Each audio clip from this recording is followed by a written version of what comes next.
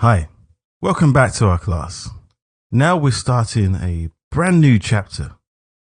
So what's the idea behind the chapters in our course? Well, first we had the introductory chapters, didn't we? And now we have the chapters that are specific on blueprints. So we've selected several different blueprints that are very useful and typical when it comes to ArchViz projects. And by using these blueprints, we're going to be showing you how we can apply the concepts behind creating them. At the same time, we want to be showing you the practical value of them. Okay. So we're going to be talking about theory, but also practical. We're going to explain the concepts so you can learn them yourself, and then you can put them into practice in whatever type of way that you choose. We don't really want to be too attached to a tutorial as such, where you just copy exactly what you see on screen. We want you to be able to learn the methods and the reasons for using these methods so that you can customize them in your own way. Okay, so that's the approach that we have behind our course, and we hope that you benefit from it. Especially when we understand what's happening, we can then decide, well, that's happening because of this. Now I can create something based on that knowledge. Okay, we find this a really useful way of teaching, and it's helped many to be able to improve in their abilities too.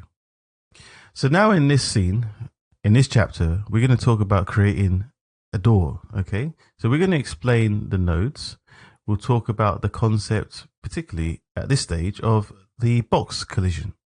Then we'll go a little bit deeper into the static mesh, and then we'll show you how we add in new components to the blueprint. We'll discuss vectors as well. So as we progress within the chapter, our knowledge will increase and we'll be able to understand exactly what we're doing. So let's talk about box collision.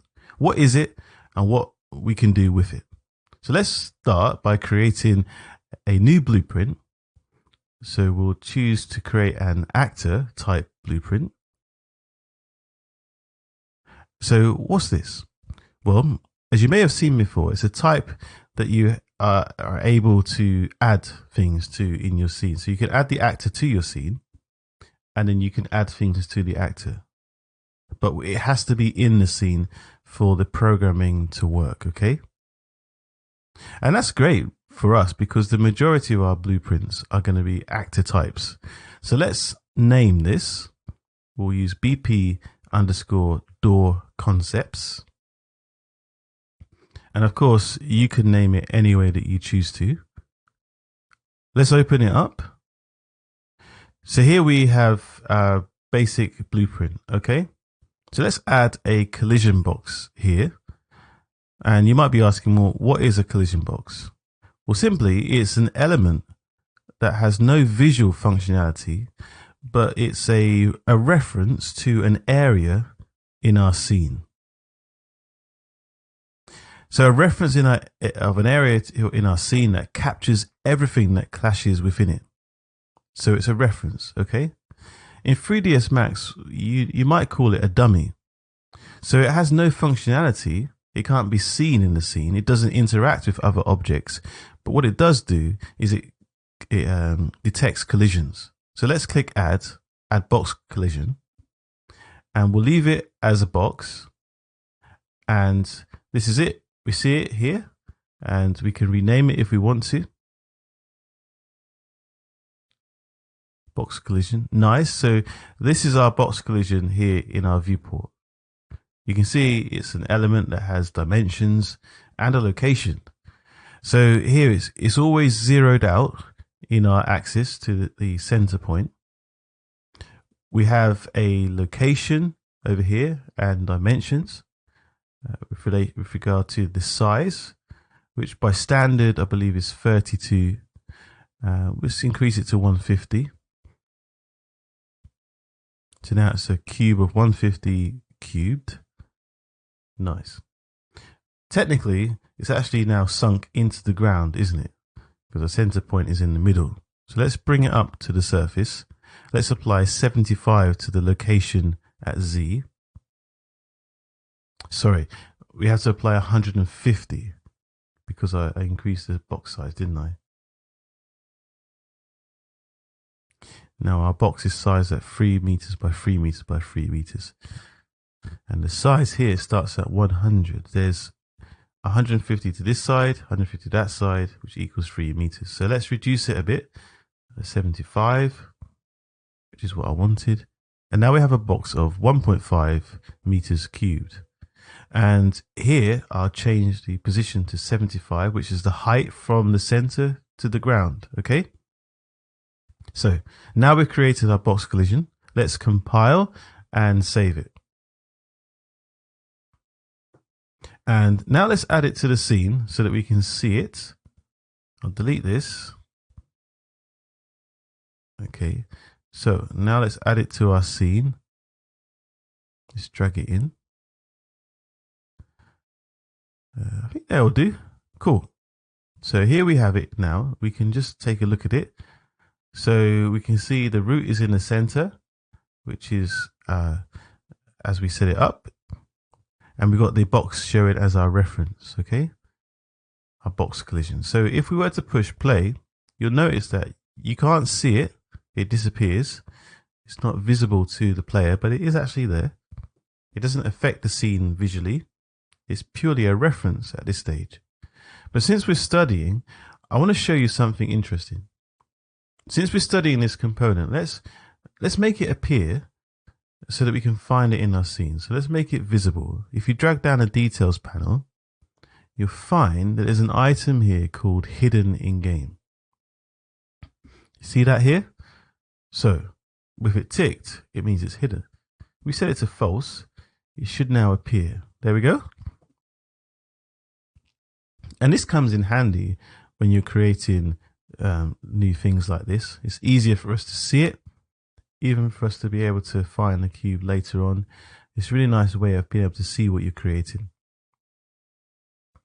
So we've created our box collision. So what is the collision box? What does it do? Well, when something or anything clashes with it, it will move into this cube, right? It will, whenever something comes into the cube, it's detected. So now in our blueprint, it will just detect things, nothing else. But what we can do is we can create a function from it, and a really useful one for us. This function that we could create is just down here on the collision box. There are these details for the collision box here where you've got several different events. And this is when a component hits it. When it does, this happens. When this is for an overlap, when something goes into the box, then this event kicks into play. And when it's out of the box, it's not overlapping anymore. Okay, so when something goes in and comes out, different things happening. The beginning of an event and the end of an event. There are many events here, as you can see, that we can add, but we'll just stick to these ones for our door. Okay, just the overlap. If we click the plus sign, it's created a node to our event graph, which is when a component overlaps the collision box. Cool. So let's just rename this then. Rename it to our collision. And the name is changed here too. So this node is specifically for this collision box. If I had another collision box, I'd then be able to create another node here. And this would be between, I'll be able to add this event details to it. So let's go back to the viewport. If I click view, it will take me straight to where the node is. Now, why is that? Well, that's because I can't have two nodes with two events for the same action. When someone overlaps it, it's going to create an action, and you can't have two actions connected. Let me just delete this. There is another way that we can do this, just in case you want to use a different method. You can right click here and add an event. The same events will be here. And if I create it, it'll do the same thing. Okay, so it's up to you to choose which method you would prefer. I'll delete these now though, because we don't need them at this stage. Let's perform a test to see how it works.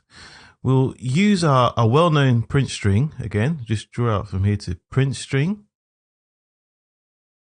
Great. And I'm going to set it to 2 seconds. So it says hello, and it's got 2-second duration here. That's it. So whenever something collides with it, it will print the word hello onto the screen for us. Make sense? Now let's compile and push play. So here we are with our character, and we can go into the box. When we collide, you see that? It says hello in the top corner. Why is it showing 3 times though? Well, that's because our capsule has a rounded shape, and sometimes it detects you more than once when you're moving it. So that's the reason for that. But basically, this is what's happening. It's showing up hello on screen just as I enter into the area. Cool. Now I'm going to show you the simulation we had mentioned in the beginning of the video. So to do that, I'll set this to the side a bit. Let's move that over here. So just so you can see what's going on. So here is our window. Here is the simulation, the blueprint. So you can see that is simulating as it's got a yellow border around it. So when I get into the box, see that? It creates these beams, doesn't it, from our event. So it's showing what's happening and where the event is going. It's really nice for us to be able to see it this way, especially when we're analyzing perhaps some complex blueprint. It's really useful. Okay, right. So that's been successful. So we've talked about the being overlapped event, but there is another one which is really useful, which is when it's done overlapping. So when we come to the end or when we come out. So let me just drag this over here, and we'll use end overlap. There we go. So it's created another node for us. So let's suppose I will create another print string, and I'll call it done. Okay. So what's going to happen? Well, what's going to happen is that when I'm done colliding with the box, it will show that message on the screen. So let's check this out. Let's move in. It says hello. I'm in the box. As I exit now, it says bye. Okay, hello and bye. You see that? Pretty cool, right? You're probably imagining what else you can do with this now. At this stage though, we've learned this and it's extremely useful. So where will we be using this in practice? In our door. When the character hits the collision box, it's then going to execute the open function. And when the character isn't colliding anymore, it will execute the close function. So this is what will happen. When we get through the door, it will open. Or when we go past the door, it will close. Okay. Awesome. Now, going through the box collision details, let's have a look at what we can do. So we have this section called collision here, and this is quite important, this part. Here we can control the collision details in quite some depth. Now, at the moment, this section, as you can notice, is not being used. It's disabled. However, we can enable it, but it's just disabled by default. And this item is always enabled when you create a box collision. And what does it do? Well, it tells Unreal that every time there is some overlapping going on, it will generate an overlapping event, which is this event right here. And this is an event, as we've mentioned in the beginning lessons. This is an event node. So when the character overlaps and it's entering an overlapping event, this is what's created. Okay. And we can follow up on functions after that as well. We can add different things to it. So I've decided to comment on this just so we can understand the concepts behind it. Okay. Because there is a chance in the future that you might find maybe you get into some problems in your collisions, in your blueprint. So just by talking about the concepts behind it should help you. Sometimes it's something really easy to work out if you do get into problems. But let's just perform a test. I'm just going to disable this and let's see what happens. I'm going to walk into it with my character. See, nothing happens now. So why is that? Well, we know the reason for that is because I've disabled it. So Unreal is no longer generating the event when I overlap the box. Pretty simple, right? So this is just a matter of enabling or disabling it. And you'll probably have this enabled, but there might be the odd occasion due to the settings of the collision that it's not being generated. Well, you can just come here and just check that it's ticked on or enabled. Maybe that's all it takes when you're searching throughout your blueprint, and you just need to know that, it could be that. One more thing we want to point out is regarding the collision presets. Now, Unreal brings us several pre-programmed settings to facilitate our collision settings. We can see them all listed here. But basically, what it does, which is really cool, is it can be controlled. We can control it here. Okay, so what it's doing is this section is telling Unreal which object we want to generate the overlapping. Okay, so which object generates full blockage where you can't go through, or which object or actor it should ignore that won't have an effect on the overlapping. So when I select these presets, all of these are off, but if I set it to custom, then they'll be available for me to use. Okay, so I can choose, for example, let's take a look. So these here, these tracing responses, I'll be able to see what's invisible or what's visible. So what will be invisible or visible, I can turn it on or off, whether that will affect the collision.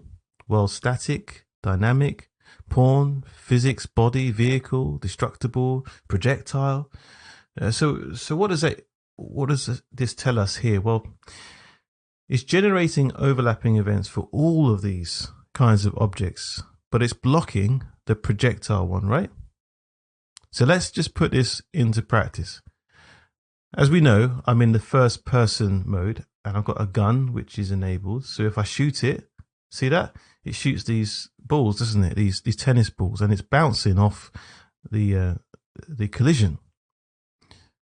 So that's because I've set it to block. If I switch this to overlap, it should go right through the box. See that? So it just goes straight through, ignores it. Okay, cool. And you can see that at the top, it's giving us that message as well, isn't it? Hello and bye. So it's working out when something enters and leaves. Okay. Another option is to ignore it. So what I can do here is if I shoot the box, nothing's going to happen because I've ignored that here. Okay. It's interesting, isn't it? So a good thing to just be aware of. Here we can take control of what is affected in the collision. It's really useful actually, especially in ArcViz, for instance, when blueprints might interfere with one another. For example, if they're really close to each other, if it touches another and there might be a collision box within another blueprint, you don't really want to be setting one another off, do you? Just because you have to put them close for some reason. So it's a good thing to be aware of, because that could actually cause some issues, but at least now you understand how to work around it just by taking control of these elements. Let's set it back to block, because it won't make a huge difference to us since it's more often used in games. While static is used for static objects, since they don't move, it's unlikely that they're going to affect the overlap. So that's cool. And here there is the world dynamics, which are objects of the world, but they are dynamic, so the ones that move. And it's important that we have this in mind, we consider it, because, well, for example, here there is this detail here that we can use to define for Unreal which object it is. Okay, so for instance, this collision box is a world dynamic type of object. So as far as we're concerned, it won't make a big difference in our scene and how we're working. But let's suppose, for example, this box here, let's see if it's collision, what type it is. Okay, so type of collision, this is a physics body type of object. So it's a physical body. So once we check our collision, here is physics body. There we go. So it generates overlapping to our collision box. Is it really going to happen? Well, let's test it. So what I'll do is I'll add our box close to it so it's a bit easier. And then push play. Let's see if it works. There we go. It works perfectly. Cool. Just push it there. Nothing happens. It went through, didn't it? And there we go. But nothing's happened. So let's analyze the detail here. Let's take a look. So let's jump back in. So we have our box, which is the physics actor type. But there is a technical detail that I've mentioned before, which is here at generate overlap events. It's disabled, isn't it? Remember? So it doesn't generate overlapping events for us. So let's see if it works now. Let's just go back around this way. Just fire the box. See? Hello popped up. I tried to point it, but I can't obviously because I'm in first person. But you can see it, right? So hello and bye are working now. It's generating the overlapping. From now on though, it means that we are able to interact with any object as a scene overlap. Okay, so let's perform a few more tests so we can really understand what's going on here. Let me select physics body on the collision box. Physics body. Okay, so I'm going to ignore it. Let's try again.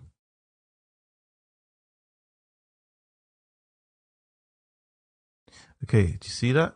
Nothing happens. It just ignores the overlap. I'm going to change the type here. Let's set it to custom.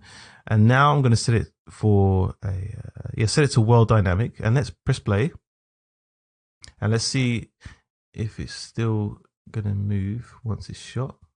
Yes, there it is. Do you see it? It now activates it. The shot's blocked. Let me see. Look, see? And bye popped up as well because it's moved out of the collision. And that's exactly what I want to show you, just to provide you with some supplementary examples. And we can have greater control over collisions. Sometimes we can even add all these different settings here. So in various ways, let's suppose we want only the character to interact, right? Well, in case that's what we want, this can be a really useful tool to be able to enable. Maybe we don't want to have to ignore anything, or all we have to do is then limit the collision on our character. So if we don't want to ignore everything, then we can adjust some settings there, can't we? Now, one thing I would like to mention regarding these settings here is if you click this, it will select or ignore all the items. Here it allows overlapping in all of them, and here it blocks all of them. Okay, so if, for example, I want only our character to interact, and what's our character? It's a pawn. So this object class is a character one. So for games, this will work for the first or third person character, or any other characters. The opponents in case of games, they will be characters as well. So the opponents in games will be pawns too. So it's this whole class of characters that will be affected in this section. However, since we're working just in ArcViz, we'll always have only one character, won't we? No more than that. So we can just ignore all items and only enable the pawn. So let's actually see if this works. So I'm walking up here. It's enabling this box. So our first person works, right? So So as the box is working too, you can see that the bullet's going through since it's ignored all the items. So my collision box will only interact with our first person. Okay. So I felt it was quite important to just explain the features of the collision box for us. It's really useful for us and helpful that we can perform tests like this. But there are, as I say, many features here that we use for games. But for ArcViz, some of these details will be enough. We won't need all of them, but it's just good to know, isn't it? Just in case we work with something a little bit more elaborate, something a bit more creative. Okay.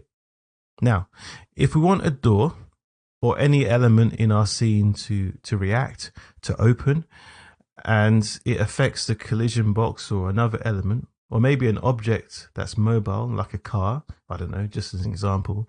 Well, we have so many options here, don't we? We can have even characters as well, like metahuman characters from Unreal who can move within our scene. And then what we can do is we can allow them as a pawn to interact or not interact with the collisions. So it's all part of this category. So that's why I just included those examples in it. So it may be able to, your character might be able to open doors. They might not be able to, but it's all dependent on what it is you're trying to achieve. So you can explore some very creative solutions yourself now that you understand better the features here within the collision box. Let me show you another interesting feature now then. Not only for collision boxes, but for any blueprint, in fact.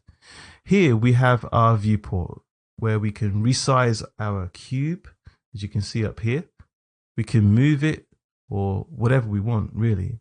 But one very interesting feature, and one that we can use quite often when we want to customize our blueprints or use it more than once in the same scene, is this. For example, let's go to the details panel here. Okay, and here you can see that when you select a blueprint, our hierarchy can be seen here, can't it? The same one that you see over here. It's also in the same setup. So why is that good? Well, that means that we can alter it, doesn't it? So let's suppose that I want to resize the cube. I want to make it bigger. Well, I can do that just here. So I can enlarge the collision box in my viewport, and it's going to alter it right before me. But if you go to the blueprint, it looks the same. And this is good because maybe you've got two blueprints. Let's suppose we make a copy of this blueprint. Let's Alt and drag to make a copy. There we go. Just wait a second. Select blueprint, copy here through the same blueprint. Okay. There we go. So we've got a duplicate now. So I can have different size components now, can't I? So maybe you've got one door blueprint, or maybe you've got something else, depending on how much room you've got. You might decide that you want to make this collision slightly larger so that it can be detected from a longer distance or shorter distance, depending on the setup that you've got. So let me just add a new one. And let me just copy, I'll copy one more.